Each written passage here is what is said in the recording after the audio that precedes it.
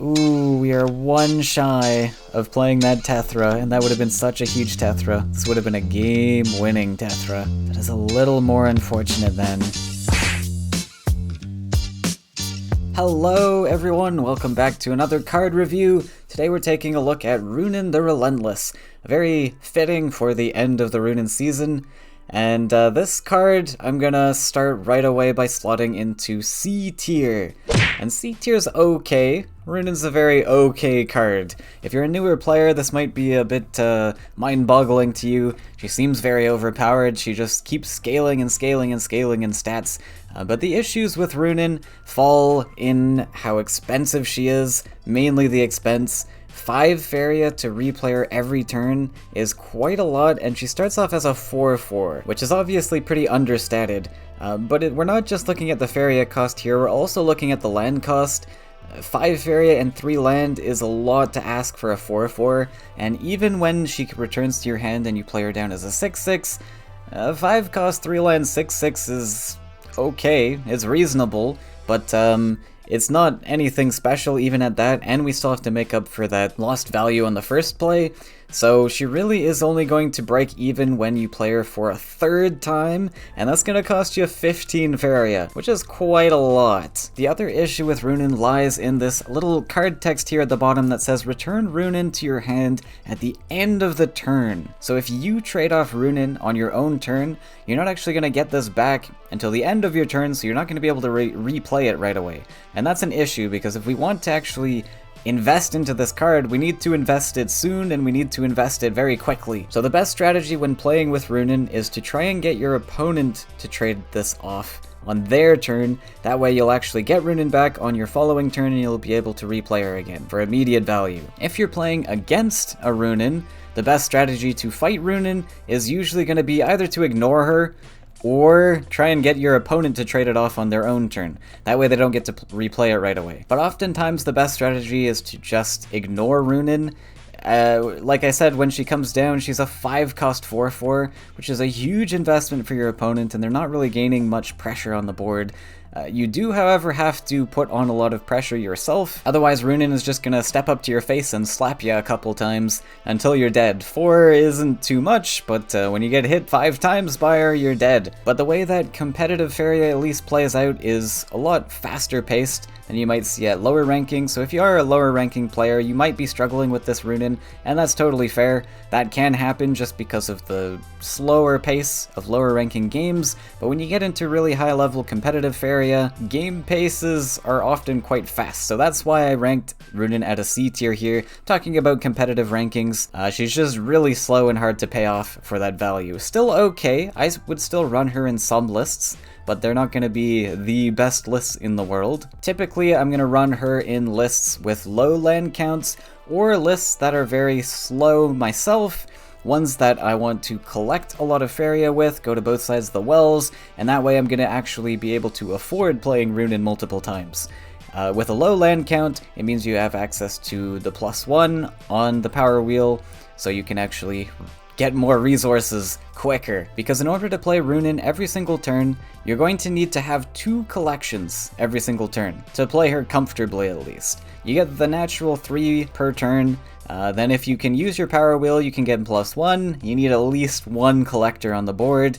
Ideally, you want 2 so that you can free up your power wheel to do other things. But yeah, we need to make up 2 collections somewhere each turn to replay her. And the next thing we really want to be careful of is where we position our Ruunin, because we want to put her in a spot where ideally our opponent can't ignore her. Remember I said that in order to play around Ruunin, just try and ignore her as best as possible. Well, if we are the Ruunin player, we're going to have to put her in a spot where our opponent can't ignore her. If we drop her down next to like a jumper, maybe off to the side of the board somewhere, they're just going to be able to jump away and ignore her, and sure, she can collect off the Faeria wells, but she's a very expensive collector if that's what you're using her for. So we want to make use of this dash ability here to get her into a spot where she's threatening a lot of creatures, or maybe threatening the face, so she actually puts on a little bit of a clock to your opponent, but yeah, definitely has to be thrown into a relevant position. So let's take a look at some deck lists here to figure out where Ruunin's gonna fit.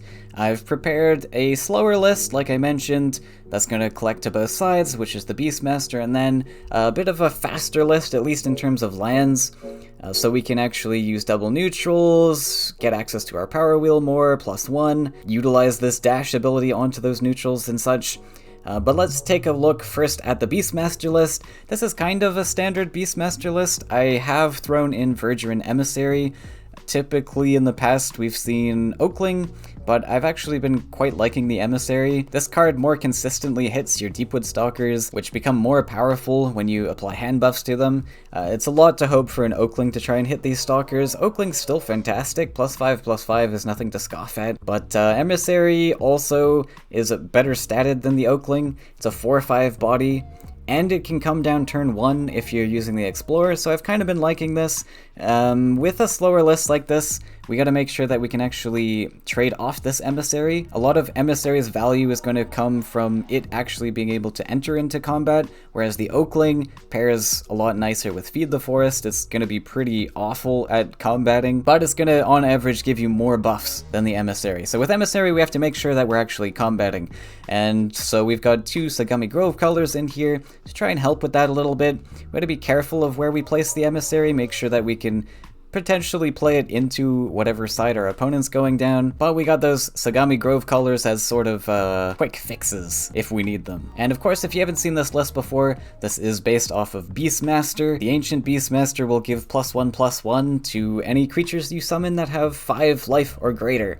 So most of the creatures in here are going to have 5 life. The Deepwood Stalkers do not, but they do have 4 life. So if these get buffed once with the Emissary, they'll actually get a second buff with the Beastmaster, so that's pretty cool as well, and you will be able to trigger the Beastmaster buff before the fight happens on Deepwood Stalker, so this interaction does work. And then we've also got Aridin in this list to give hand buffs as well to those Stalkers. Now normally I'd run Time of Legends in this list to try and draw into Aridin as fast as possible, to get these buffs as fast as possible, but we are running Ruunin this time, so we're not going to run Time of Legends. It makes it a little bit too clunky to run Time alongside multiple legendaries. So yeah, normally in Beastmaster I wouldn't be running Ruunin, but she can work okay. This type of list is going to extend to both sides of the wells, be very slow, try and build up value with the Beastmaster and other buffs that come with the list, and so we're going to be collecting quite a bit. We've got Feed the Forest as well to give us quite a bit of Faeria, so I think Ruunin can work reasonably well in this type of list. So let's get into a game and see how this deck goes.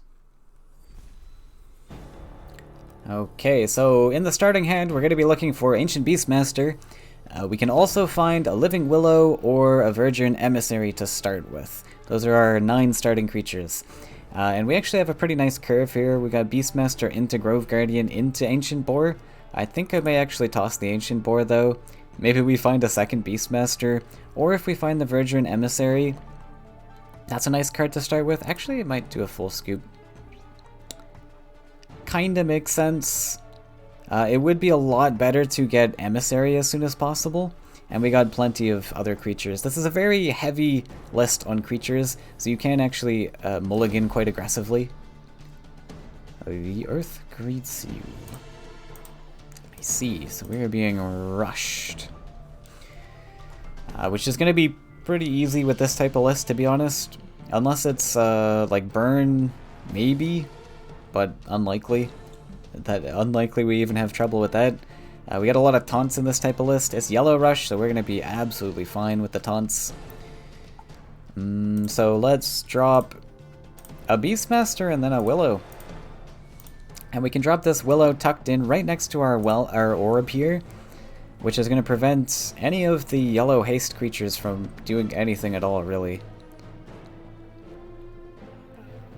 The only thing that can happen is the Slaughtering Shadow? Okay. The salmons can spawn here and hit our face, but it's just going to be this. That's cool by me. Now, Ancient Beastmaster is very important to protect, So I'm actually going to sacrifice this well here to protect this Beastmaster, because if we keep the Beastmaster alive, our opponent really doesn't have a lot that they can deal with. Now, it's a little bit unfortunate sacrificing this entire Ancient board to deal with this, but I am going to just do it, I think. Another option is stepping over the Willow. Okay, sure. We'll use the Willow instead. We'll drop the Boar on this side. I'm dropping the Boar here so that I guarantee the buff. Something might happen where maybe there's a movement trick or something. Maybe this gets cleared with Choking Sand, and then this dies. So we want to make use of this buff as soon as possible. Also, the 5-life creature. If the Willow does die, we're not going to have a 5-life creature to trigger off this Boar anymore. Do have a buff, so we could do it, but... What else you got? A Manta Rider. Okay, so Manta Rider is actually going to be a little spookier. Altar of Souls. Ooh, interesting.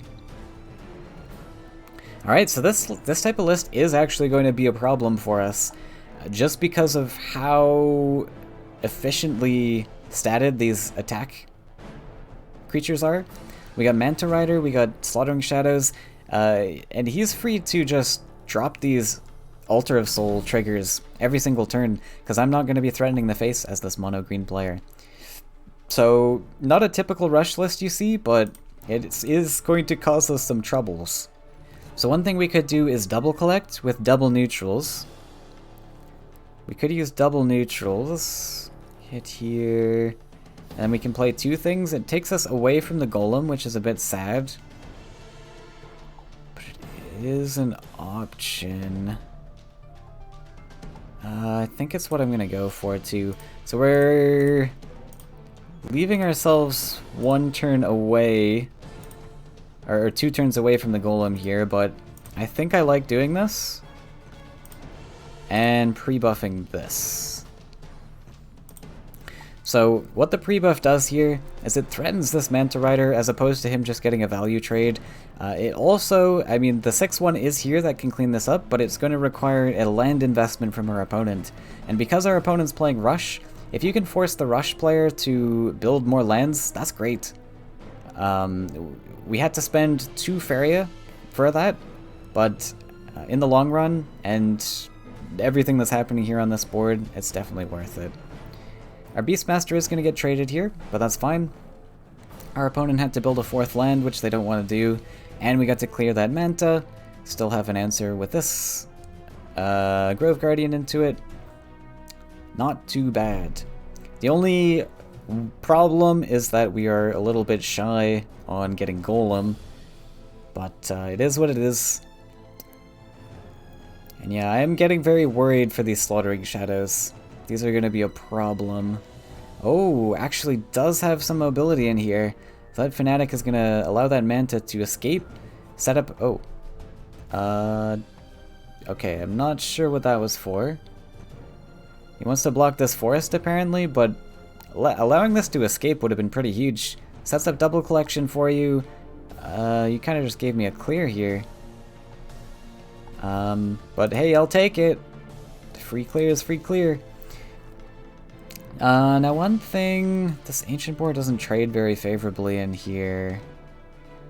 We could use the teleport to actually allow this board to come over this way. We could even get a collection. I kind of like that. And we block the collection over here, so this is a pretty good line, actually. So we're going to drop the forest here. We're going to actually teleport our boar over. This lets me get an extra collection. And we get to value trade this as opposed to awkwardly trading into the Slaughtering Shadow. And now you can probably just come over, step towards the collection, take a value trade there. And that's pretty good. That's pretty good for us. We're now 1 land away from the Tyrian Golem. Very nice. Our opponent cannot collect. He's going to have to take an awkward hit into that 6-7.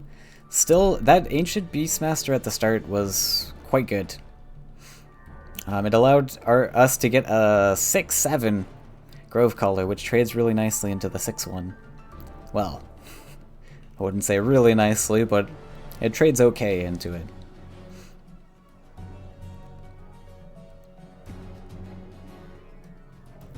So what I want to try and do is put some pressure on this structure here if I can.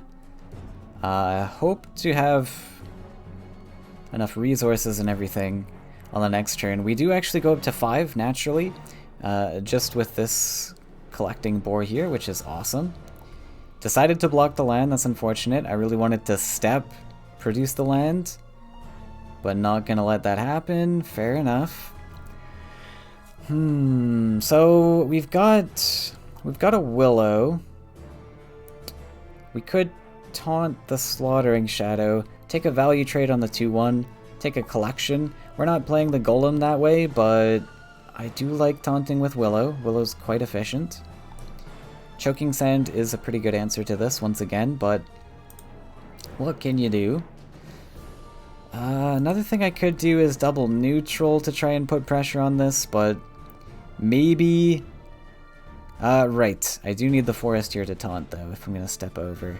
Okay, so let's produce this forest.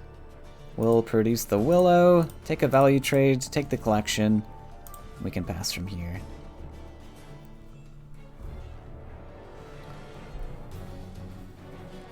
And to be honest, I'm pretty cool with this Slaughtering Shadow trading into the 5/2, but what I am not super cool with is him being able to collect. So the Willow's main purpose here is just to taunt to prevent collection. There are quite a few 1 damage removal sources in yellow as well. I'm not sure if a Rush player would be running those though. The only 1 damage sources in yellow really are the Spirit Theft, the Vulture, all 4 land cards, which is pretty typically not what you want in a Rush list, but this is a pretty off-meta Rush deck, so who knows what's gonna come. We do have a Salmon. We have a very nice trade with our Grove Collar here.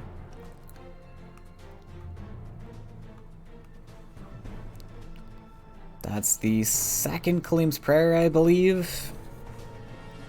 Very fantastic card. Our opponent's on 5 Faeria here. Nuts.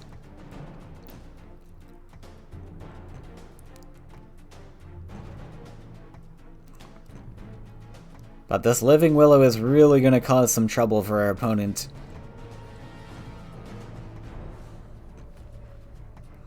We got a Demon. Ooh, playing the Demon into the 5/2. Not sure about that, but... okay. We aren't going to be able to collect unless I build lands for it. I probably just want to be drawing here for Feed the Forest now. Feed into Tyrian Golem's pretty huge.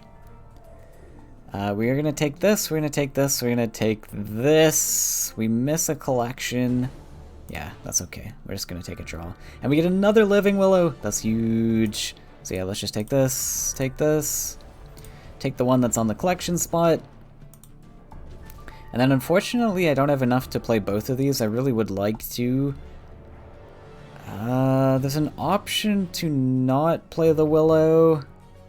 Go for Emissary, but I think I want to play the Willow. It's just way too efficient not to. Because Soul Drain can come now, and then it allows him to collect. So we want to keep our opponent off of collections here. Living Willow is just a much better answer to all these 6/1s, and we know that more 6/1s are coming as well. Maybe Choking Sand, maybe not. Just gonna slap into it. Blightblade Knight. Interesting. It's not a card you typically see, and there's the Ruunin. So this tells me some things. This tells me that there's potentially a Radiance in this list. And Radiance is a problem. Radiance can do quite a bit. Can't quite answer this 6/4 right now either. We will take a collection. I might, since I can't answer this currently, I might just collect. I might actually double collect here. double collect, build lands towards this altar, put some pressure on it potentially. And then we Ruunin. We could actually put pressure with the Ruunin. That could work even better. So if plus one-ing is something that I want to do, yeah. So what we're gonna do, I am tiny apparently. I'm gonna build double neutrals like this. We'll do this.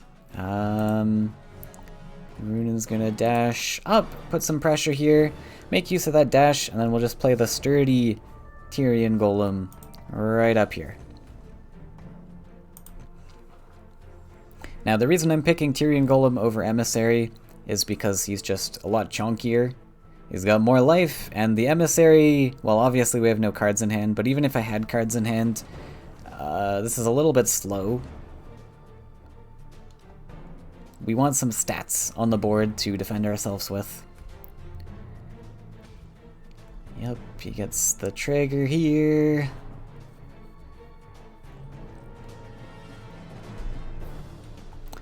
So, we are going to have to be very careful about that Radiance, like I said.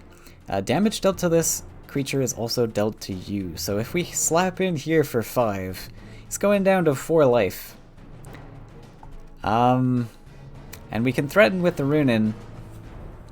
But if he's on 4 life, that's a easy Ruunin. That's an easy Radiance into my face. So I gotta potentially block with my creatures if I can. I'm not sure if I'm gonna be able to. Another thing I could do is just taunt instead. Looks like he might be hovering this space to replace it with a desert. No? I don't think that would be good for him. Just gonna slap it face. Makes sense. Okay. So we are probably gonna take the structure here, put some pressure on face.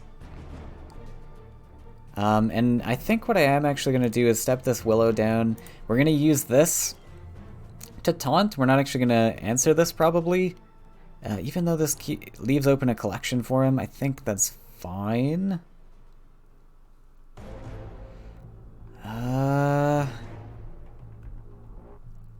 Well, one thing we could do is still block with this Tyrian Golem. So we could do this. We play down the Tyrian Golem. Let's take a draw in case we find feed. No feed. So we'll do this. We'll drop a Tyrian Golem protectively. And we'll take the structure. And maybe we will actually take this. The issue is Radiance. So if we slap for 5, he's on 2 life. Draws next turn, can draw a second card, so 5 cards. Can heal for 4. And if he heals for 4, I don't have lethal anymore. Yikes. I think I need to play around the Radiance by hitting into this. I think that's just what I'm gonna have to do. So one thing I can do is step on this desert at least. And do this. Okay. So we give him 1 collection, but this plays around the Radiance because if Radiance pops down, I'm in trouble. Well, the only way that Radiance can come in where I can't body block is if he builds a land. So I suppose that would technically be 3 healing then, not 4. So hopefully that play around pays off. He probably can block anyways. Probably something he can drop here, maybe another Altar of Souls. I imagine there's 3 in the deck to increase consistency, drawing that as early as possible. So there must be another one coming. It's a King's Guard actually. Ooh, that's an expensive investment to be putting back, so I'm really happy with that.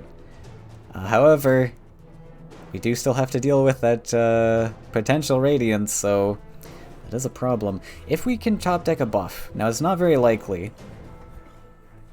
Oh, actually just gonna surrender here. Okay, so we must not have felt confident in drawing the Radiance there.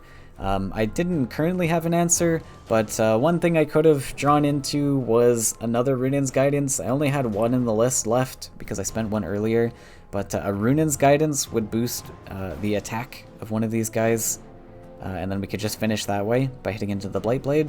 But very interesting list from my opponent here, so well played, and let's get into the next list. Alright, we're back with the other list, which is a Green Swarm list. This is going to use a lot less lands than the previous list, and it's also going to be a lot faster. We're probably going to extend down one side of the wells in most matchups. We're going to use double neutrals because we've got a low land count, so we want to get to both wells if possible. And then we hang back the Spirit of Rebirth on our own wells. This card is going to give +1/+1 to a random card in hand whenever one of our creatures dies. And because we're playing Swarm, meaning a lot of different creatures, we're gonna ideally be having a lot of creatures die off, and so we're gonna be hopefully getting a lot of buffs with this. The only weakness with the Spirit here is gonna be Flame Burst, really. Wind Soldier, kind of, but that's why we're going down one side of the wells most of the time, so Wind Soldier can hopefully not hurt us. We'll hopefully be able to block the Spirit of Rebirth with some of our other creatures. And then the aggressive creatures are going to be cards like Sagami Warrior. This card has a Dash, 2, which allows us to use double neutrals quite effectively. A dash is actually very good in lower land count green lists where you want to accelerate with double neutrals, because you can plant a forest near your well, extend double neutrals, and then dash across those double neutrals. So dash 2 is very effective, which makes Ruunin quite effective in this list as well. And like I said in the last list, where I wouldn't normally run Ruunin in the Beastmaster list, I would actually run it in this Green Swarm list. I think that Ruunin fits quite well in low land count decks, just because we can make use of that dash quite effectively, and ideally we can be using Ruunin early on in the game. Ruunin can be a win condition against certain lists, like colors that don't have Transform. Mono blue is going to hurt Ruunin quite a bit. You probably don't want to be investing too much into Ruunin when you're against mono blue, but if you're against like yellow or red especially, Ruunin's going to just be very, very good because they're going to struggle to find answers. Yellow does have Last Nightmare. It's not run super often. It does have Nightmare, but you should be able to get some value off of Ruunin here in this lower land count deck. We've also got Freedom Fighter in this list, which is kind of something you don't normally see, but Freedom Fighter can also utilize double neutrals quite well. It can also utilize buffs quite well as well. We've got a lot of hand buffs in this deck in the form of Elderwood Embrace, Ruunin's Guidance, and Gift of the Rokawa. So Freedom Fighter can come down as a surprise haster, and then we just pump it full of buffs, and we can take anything we want, or even set up lethal with this. And the Gift of the Rokawa, of course, is going to pair really nicely with our Swarm game plan, assuming a lot of our creatures survive at least. So we've got the Tikis in here to be more buffs, but also creatures that we can play down. And because a lot of them are buffs, we're actually going to be holding our hand quite often. We're going to be building up quite a bit of Faeria, and just dumping a bunch of buffs all at once as a surprise tool on our opponent. We can go for two kinds of game plans where we go just aggressive, start playing things down, attacking our opponent's creatures and such, or we could go for a second game plan if that's not going to work out so well, and try and go for more of a OTK-esque type of vibe, which especially works well against Swarm lists. So we could potentially use our Deepwood Stalkers here to clear the way for our Freedom Fighter, and then just pump this thing full of buffs and maybe slap our opponent a couple times for the win. Because we're going to be stockpiling Faeria as well, Tetra is going to be quite nice. Also, this is a very expensive card and just more buffs to use. And with a low land count, Tetra can often be quite powerful as well, again because we open up that power wheel more, can +1 more often. So same idea of Ruunin kind of, where you want that power wheel open. But yeah, then we've got the Bone Collector to collect all the bones of our fallen Swarm guys. This will be pretty good to just keep on the back line. We can summon like a Sagami Warrior or something, dash it upwards, then Bone Collector can take its place underneath. Or if we're playing Stalkers, hopefully these can survive and not die off right away. We play Stalkers in front of the Bone Collector, and since they're so frail, they'll probably die off, and Bone Collector will start collecting some stats. It's not going to grow super large, it's more like a tempo-like card where it's super cheap, 2 Faeria and 1 Forest, and it'll probably collect a few buffs here or there, depending on what the matchup is, how the game's going, but it's going to be really efficient for its stats. Okay, so enough talk there. Let's get into the match and see how we do. Alright, so we're gonna full scoop this. The starting creatures we're looking for in this matchup is gonna be Sagami Warrior, Spirit of Rebirth, or the Bone Collector, and optionally the Tiki Caretaker. Now, the thing with Spirit of Rebirth is that this is very vulnerable. If you know you're playing into something like Mono Red, which has Flame Bursts, you could try to go for Tiki Caretaker first, try and play this a bit slower with buffs and such, but okay, so let's drop the Sagami Warrior turn 1. I'm playing the Explorer here because I want the Forest on the Well. Like I said, I think we're probably going to be going aggressive here. Now against Mono Blue, it can be good to defend the wells here. Our opponent's probably going to go to the opposite side. We also want to protect the Spirit. And if our opponent goes to the opposite side, like they're doing here, it's going to be tough to protect the Spirit. Sagami Grove Color does help, though. Grove Color helps a little bit. So, what do I want to do next? We have this Grove Color which can give a surprise teleport to this warrior. So one thing that I could do is start building to the opposite side, but not actually do anything yet. It's an option. Another option is just to go for an aggressive game plan like we wanted to before. I do kind of want to defend against Mono Blue, so I'm going to build this. And I don't want to play the Spirit here. I don't think Spirit of Rebirth is ever going to want to collect on this well. We probably want to switch this onto right side, so there's no point in showing our hand right now. We'll keep the Spirit in hand until we're ready and confident that something of ours is going to actually die off. Gift of the Rakoa is not going to be super useful for a while. This is a very late game card in this list.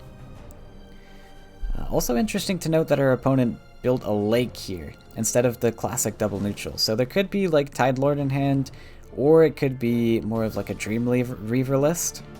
Those would be my two guesses. Typically, oh, okay, going for double neutral. Well, this makes it even better for us, I think. Because this allows me to teleport now and get the value now, which I quite like. So I think that's what I'm going to do. And then we can set up Rebirth on the other side. This lets me double collect. And we get to drop Rebirth as well.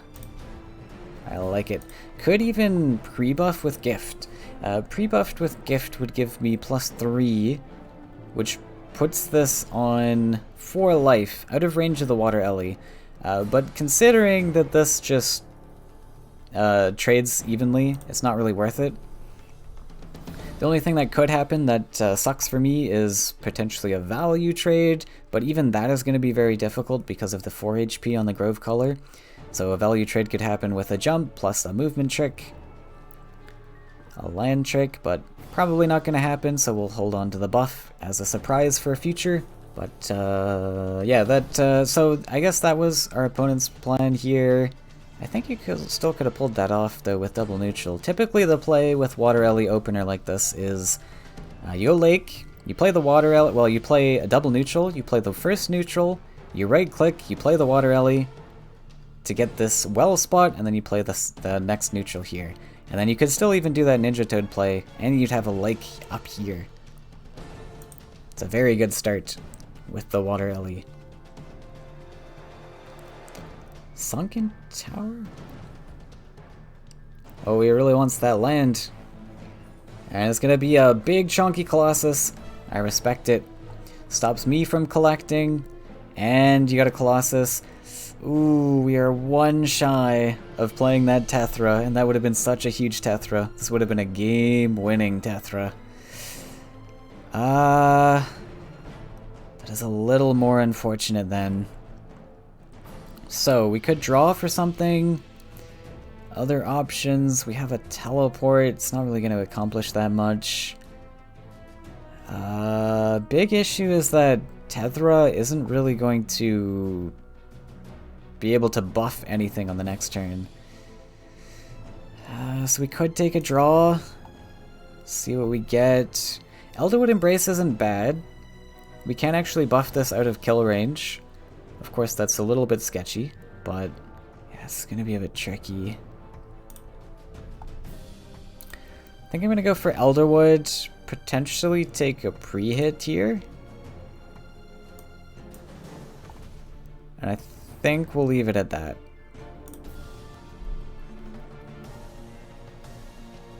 The pre-hit allows me to get some damage off on this before like a Humbling Vision comes down and ruins my day. Can command this now and then slap face, but that's absolutely fine. We also have 3 damage lined up over on this side to clean up the Colossus just in case anything happens to this Grove Caller. Another thing this does for us is still allows us to play Tethra.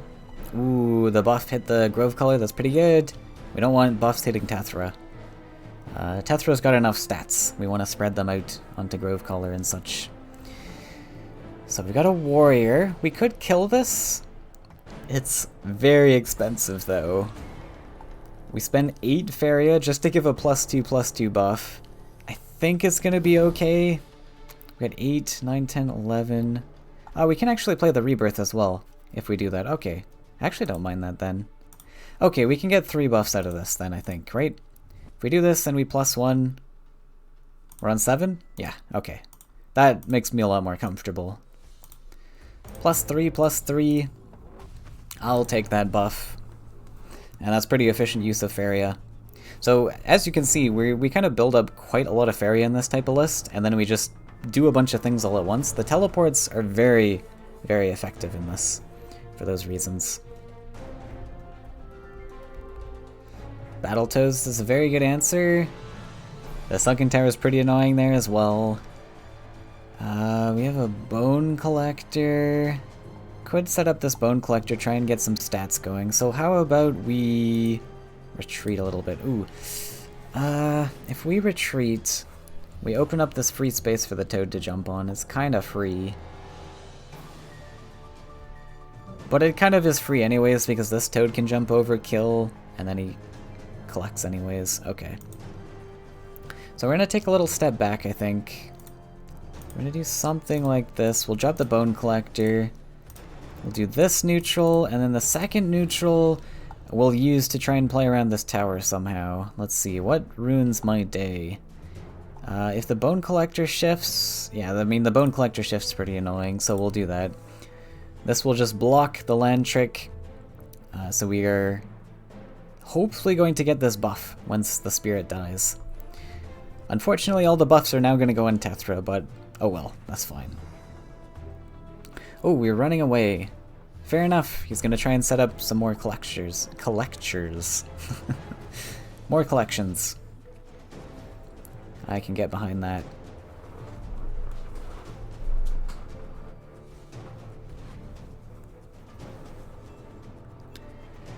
Ooh, Freedom Fighter is interesting. I can take a value trade here, but then it's in trade range to get value traded back with the Warrior, unfortunately.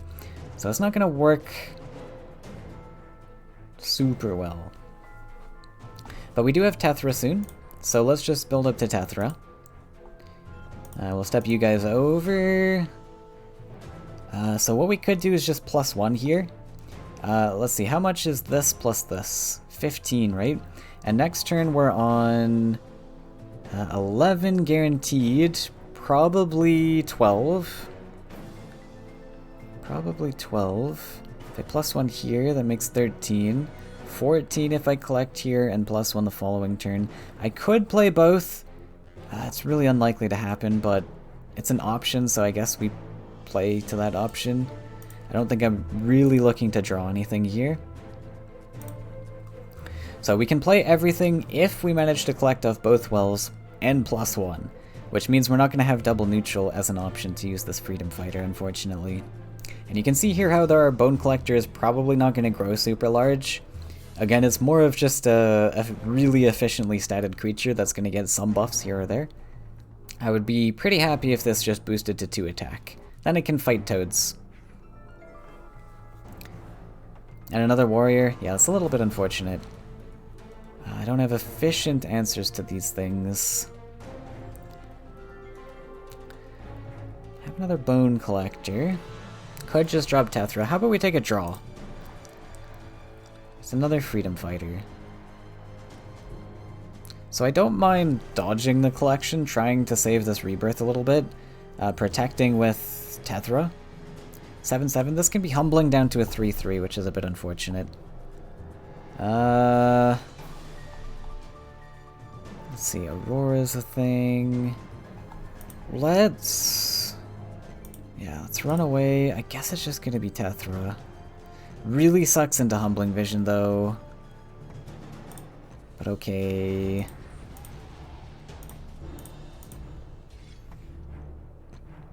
We'll do it. Not gonna play the second Bone Collector here because it's not really worth it. I want to kind of leave my Faeria open to these very expensive freedom fighters. Which also, if this does get humblinged and value traded, at least something's getting buffed. Maybe I should have played the Bone Collector actually.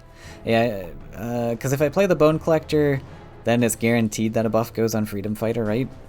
So the ways that the frog deals with the spirit is Aurora, or like Command. Yeah, I don't know. Maybe I should have played this Tethra out of range, because Humbling Vision hurts this a lot, whereas this dying to like Aurora or Command or something isn't as dire. Like we're not losing a 7/7, we're just losing a 3/3. Whereas if there is Humbling Vision, both, he could have two answers here. Could humble the Tethra, value trade here, and then hop over the Toad and clear this. But it does have to build the land, which means no drawing potential, so that's nice. Ooh, it is a Humbling... Oh, it's a Frogify. Okay. Frogify isn't that bad. And it hit the Bone Collector. I should have played the Bone Collector. Oh, and he did have the Aurora all along. That's not good. That's very not good. So we could use Freedom Fighter, get 2 buffs, but then this this warrior is still alive. We can step this Bone Collector back for stats. So probably what I'm gonna do is just collect as many stats as I can. Honestly, this could be 5 life, and that's fine. We miss a collection. You're gonna collect. Another thing I could do actually is Elderwood Embrace. It doesn't really let me play the Bone Collector though. Let's draw.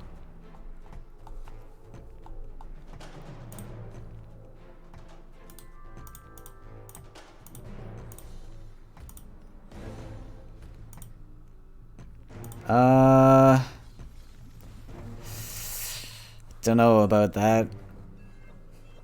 We'll see. That was very expensive removal. 5 Faeria to take that out? I don't know.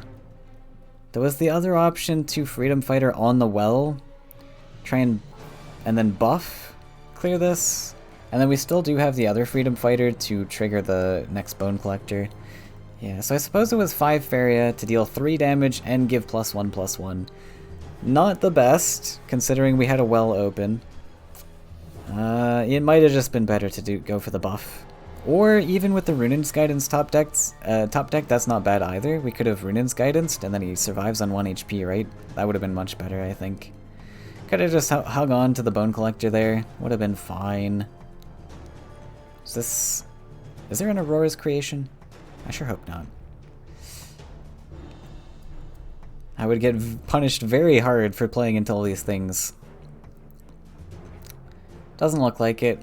Just going to walk back. Okay. So, actually just gonna surrender. I'm not sure why he surrendered there. Interesting. But I guess I'll take a win. I don't think that was over by any means. Maybe he doesn't have very many Frogifies and Humblings in this particular build that he's got here, and just saw that these Bone Collectors were going to get out of hand.